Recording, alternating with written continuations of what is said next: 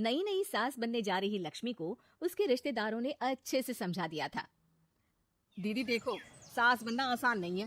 कहने को बहू आ जाती है, लेकिन सारे घर में हक ऐसे कर लेगी जैसे तुमने तो इतने साल से घर के लिए कुछ किया ही ना हो।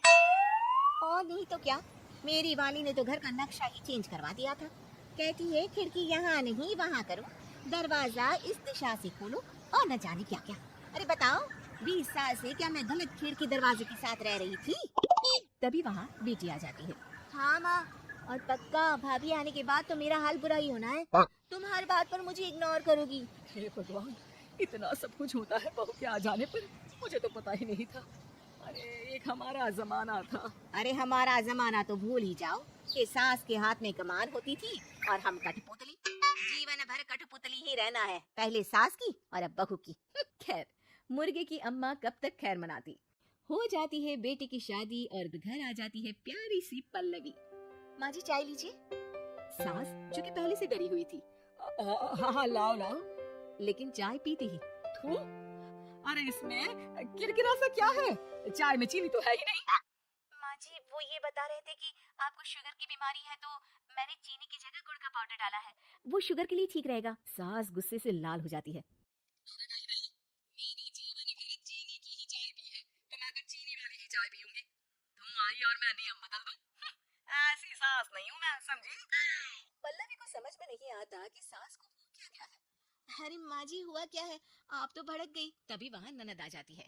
तो आप काम ही ऐसा कर रही है ना भाभी? अरे भाई, मैंने क्या किया? शुगर के पेशेंट को चीनी नहीं पीनी चाहिए, तो मैंने चाय में चीनी नहीं डाली।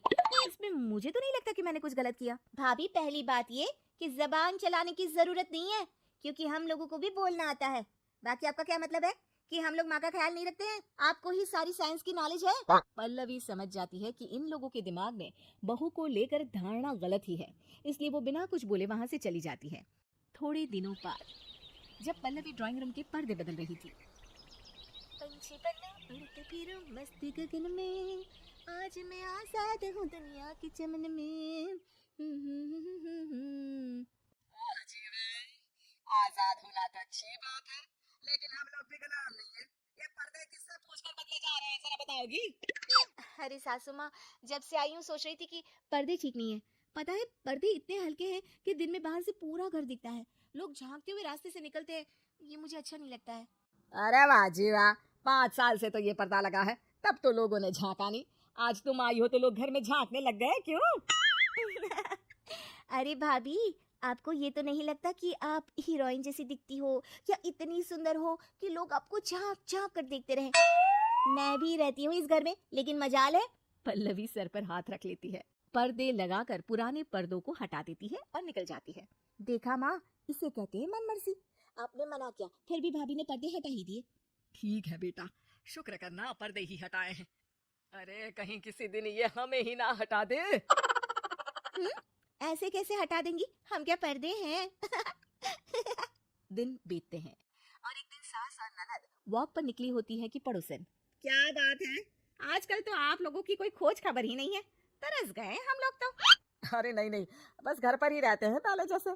पहले भी तो इतनी ही खोज खबर थी ना। अरे नहीं नहीं, पहले की बात और थी।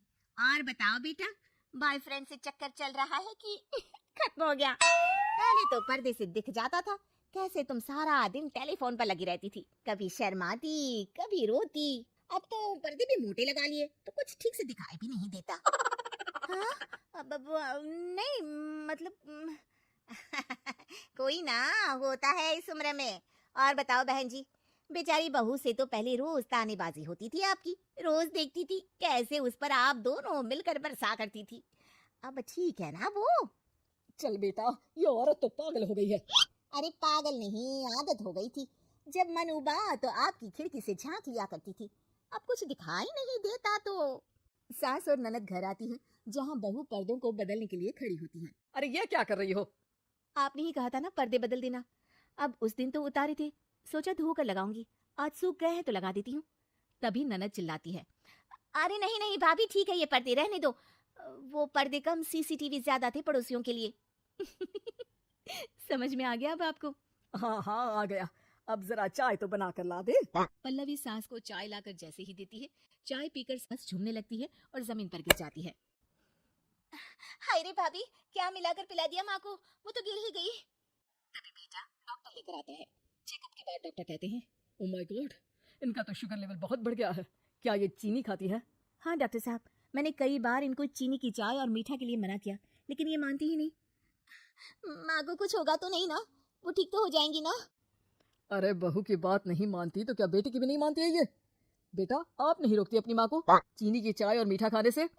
बेटी क्या बोलती, उसे वो दिन याद आ जाते हैं जब उसने भाभी को इस बात के लिए भला बुरा सुनाया था।